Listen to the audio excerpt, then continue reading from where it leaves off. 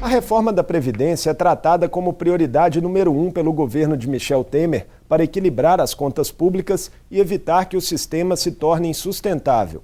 Mas os argumentos do governo não convencem diversos partidos e parlamentares. E a proposta também enfrenta forte reação popular de sindicatos e movimentos sociais. Antes mesmo da matéria ser votada na Câmara dos Deputados, o Senado criou nesta semana uma CPI com o objetivo de investigar a situação financeira da Previdência Social.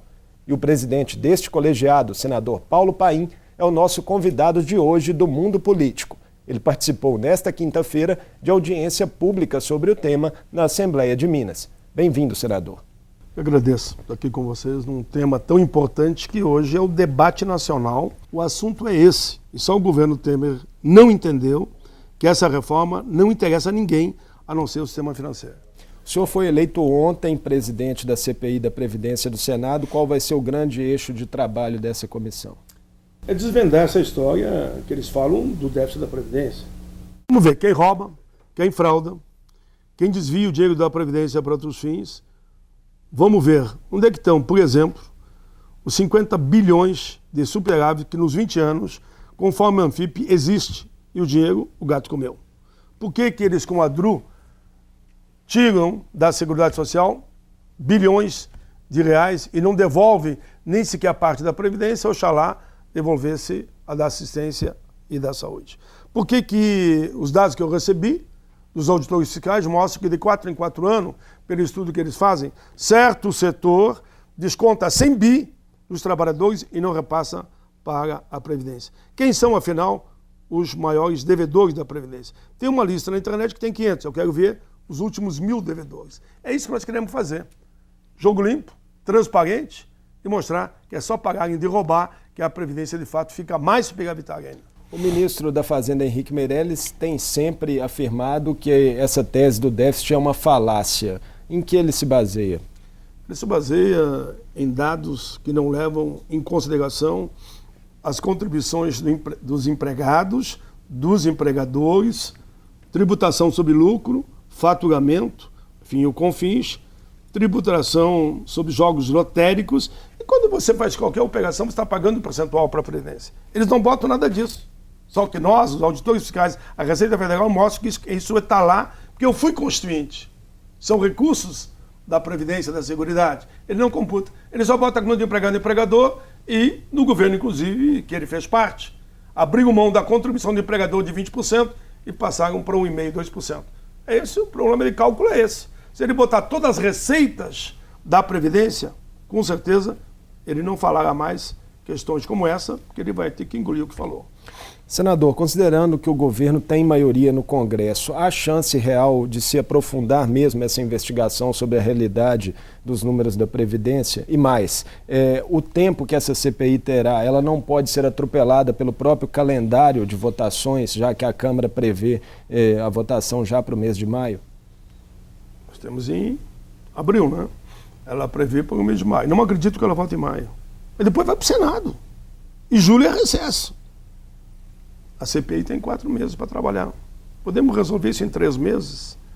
Nós vamos pegar dados, números, vamos trazer os procuradores da Fazenda, os auditores fiscais do Trabalho e da Receita. Nós vamos botar os números na mesa.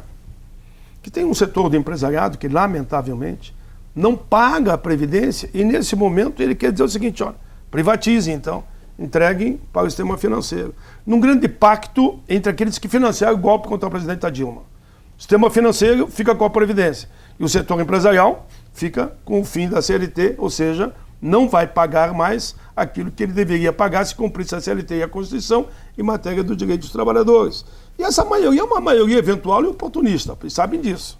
Que não lhe vende a alma para o diabo, é quem paga mais. Foi assim que conseguiram dar o golpe, senão não dariam. Mas ele sabe que tem uma coisa que não tem preço, é as eleições de 2018.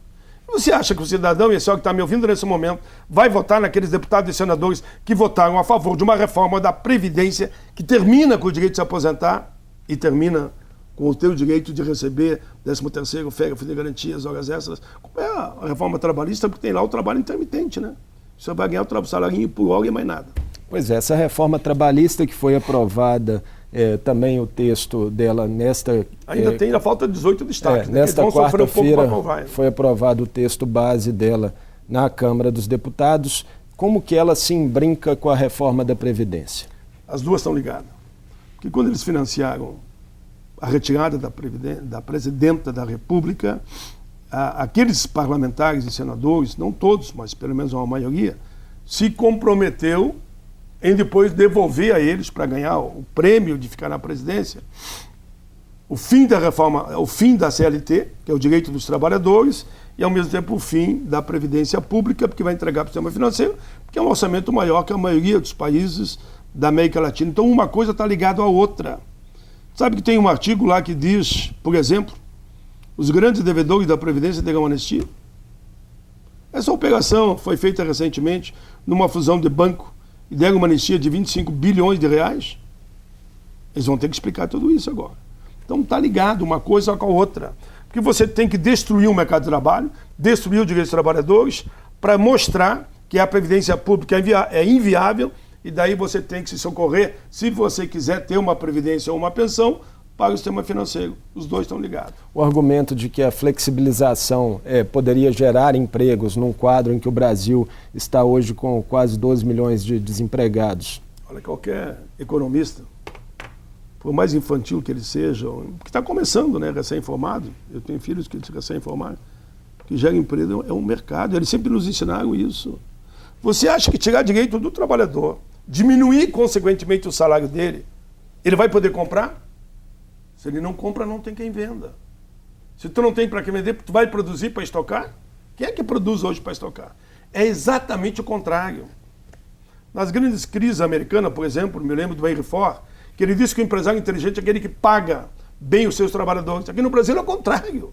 Com a terceirização que paga 40% a menos aquele que trabalha na empresa matriz, significa que vão reduzir 40% o salário do trabalhador.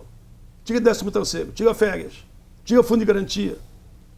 Como é que esse povo de 200 milhões de brasileiros, num universo de enquanto 40 milhões com carteira assinada, vão comprar? Que jeito vão comprar? Se você está retirando o pouco que ele tem do trabalhador e do aposentado. Pelo contrário, vai aumentar o desemprego e vamos ser, como disse já o próprio FMI, um país de miseráveis, se essas duas reformas acontecerem. Senador, voltando para a reforma da Previdência que está em discussão na Câmara, já foram anunciadas mudanças pelo relator, alguns recuos no projeto original do governo. Redução da idade mínima para mulheres de 65 para 62 anos, tempo de contribuição de 49 para 40 anos e uma certa diluição das regras de transição. Foram vitórias importantes, o senhor considera assim, ou ainda são muito insuficientes? O governo está mexendo, como é que chama, na maquiagem, está mexendo no papel, mas não mexe no conteúdo que está lá dentro, está mexendo na caixa, mas o produto concreto ele não está mexendo. Você que é mulher, você se aposenta hoje como? Com 55 anos a mulher e 60 o homem. É vantagem você se aposentar com 63? Explica isso aí, ô Michel Temer. Explica. A mulher hoje com salário integral se aposenta com 30 anos de contribuição, o homem com 35. É vantagem essa proposta que está aí? É só retirar direitos. É uma proposta inconsequente e irresponsável. Vai querer o quê? Que a pessoa se aposente? Porque no Brasil tu sabia que o tempo de emprego efetivamente do trabalhador é 9,1 meses em 12 meses. Então tu tem que somar 64,6, que é o número de referência, com o dia que você começou a trabalhar, que é 16. Aí você vai achar com que idade você vai se aposentar. Se fosse pelo anterior, ia dar de 80 anos para cima. Agora vai dar de 70 para cima, então. Alguém emprega alguém com 70 anos? Me diga aí. O senhor que está me ouvindo nesse momento, conhece uma empresa que emprega pessoas com mais de 70 anos? E conhece empresa que contrata o trabalhador sem experiência com 16 anos? A maioria não emprega. Para não dizer 100%, eu diria 99%. E daí? Como é que esse pessoal vai se aposentar? Nunca mais. Porque é isso que eles querem. Contribua, mas não se aposente. E nós não podemos permitir isso. É uma indecência. Há uma greve geral convocada pelas centrais para essa sexta-feira, dia 28 de abril. E o senhor, então, não acredita que essas recentes mudanças no texto possam arrefecer a mobilização para essa greve? Eu digo que eles provocaram ainda mais o povo brasileiro. O povo brasileiro foi provocado. Olha o absurdo dessa reforma trabalhista. Trabalho intermitente, salário por hora. Salário por hora, eles vão poder fazer agora. Terceirizaram tudo, inclusive a atividade fim, significa salário menor. E mais carga horária ainda. O povo brasileiro sentiu tirado para idiota por esse governo. E o nosso povo não é idiota. É um povo sério, honesto, trabalhador. E não vai aceitar que um governo irresponsável como esse esteja fazendo o que está fazendo. Por isso que a saída, como o Michel tinha que fazer, ou era retirar as duas propostas ou renunciar. Aí sim ele estaria ajudando o povo brasileiro, eu digo, num estalo de bom senso. A greve geral do dia 28, ou seja, agora, vai ser a maior greve geral da história desse país. Eu nunca vi padres católicos, protestantes, evangélicos, espíritas, ateus, grande matriz africana, professores, polícia civil e militar, dizendo que vão colaborar com a greve. Os ônibus todos, em Brasília, eu vim de lá, já tem placa dentro dos ônibus, placas desse tamanho. Em Minas Gerais há indicativo de greve não também. Não pegue o ônibus amanhã. Ônibus. Sexta-feira não tem ônibus, não haverá ônibus. Os metroviários, os ferroviários, os aeronautas estão dizendo, não tem avião na sexta. Nunca vi um movimento tão forte como esse. Espero que depois do dia 28, esse governo crie juízo e concorde com as eleições gerais. Eu concordo. Eu renuncio o meu mandato de senador, só para que São Michel renuncie também o dele, e vão para as eleições gerais, para o Congresso Nacional e para presidente e vice da República. Sem falar nessa proposta de eleições gerais, que depende de outros fatores, mas... Dá vontade, e nos países, sabe que o país do primeiro essa mundo, greve geral, ela pode impactar ajudar. De que forma nas reformas? Pode o senhor ajudar. acha que vai ser decisivo para um novo rumo dessas reformas no Congresso? Deixa eu dar um exemplo. Os ingleses, porque lá num plebiscito sobre a saída ou não da comunidade europeia, houve a decisão pela saída, dissolveu o Congresso. Anteciparam as eleições de 3 anos. Por que o Congresso não pode, num gesto de grandeza? Em nome da pátria, a gente manda nossos filhos para a guerra e até nós vamos para a guerra. E por que o senador da República não pode antecipar as eleições do ano para o bem do Brasil? Aí acaba essa discussão, inclusive, dessas reformas. Agora, essa greve do dia 28, uma grande greve geral, claro que vai ter impacto no Congresso Nacional e vai fazer com que o governo pense 10 vezes antes de insistir nesse ato irresponsável contra a nossa gente, o povo brasileiro. Em relação à reforma trabalhista no Senado, que vai para lá agora, o que o senhor imagina que será a tramitação dela lá? Há espaço para muitas modificações? Eles terão uma enorme dificuldade, sim, lá tanto a trabalhista como a previdenciária. Eu li agora aqui no Congresso, que realizamos aqui, nessa grande atividade na Assembleia aqui na Assembleia, um documento que recebi do líder do PMDB, fazendo críticas duríssimas à reforma trabalhista, à reforma da Previdência e à terceirização, dizendo que essas propostas não têm o apoio da maioria do Senado. Senador, sei que o senhor está com o tempo curto, só uma última pergunta. Eu tenho que pegar o avião hoje, porque amanhã não tem avião. Só uma última pergunta. O governo federal transferiu também para os governadores a reforma da Previdência nos estados. Pelo menos é isso que consta na proposta, que essa reforma nos estados deveria ser feita em até 6 meses após a aprovação da PEC no plano nacional. O que significa essa mudança para os governadores e para os servidores públicos estaduais? Isso é uma lambança e de uma irresponsabilidade. Calcule você. Isso que cada município decide. Então, um município, professor vai se aposentar com 25 anos, vai ficar na especial. No outro, com 50? Polícia. No estado, vai ter direito à especial. No outro, não terá? Como é que faz? Ele disse que, nessa reforma que ele está propondo, que quem estudou, fez mestrado, se preparou, foi para uma Universidade Federal para semestre, não terá direito ao especial, porque não pega os funcionários da União. A Polícia Federal não pega. Sabe que ele está contra a Polícia Federal, pela Operação Lava Jato e tudo isso? Essa loucura que ele está fazendo, isso não pode, é totalmente ilegal, inconstitucional e irresponsável. Tanto que ele diz, se em 6 meses não fazer, eu aplico a mesma regra.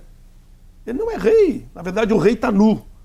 E se o rei está nu, tem que ir para casa para vestir uma roupa que lhe permita caminhar Oxalá nas ruas da cidade, que eu acho difícil.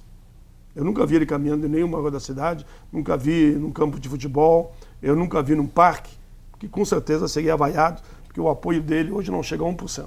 Senador Paulo Paim, muito obrigado por participar conosco mais uma vez aqui do Mundo Político da TV Assembleia de Minas. Eu agradeço, desculpa a correria, mas estou trabalhando muito para ver se conseguimos, inclusive com a CPI, que sou o presidente da CPI, pelo trabalho feito lá no Congresso, o Congresso reconheceu, para que a CPI de uma vez por todas mostre que essas reformas não podem acontecer, principalmente Previdência e Trabalhista.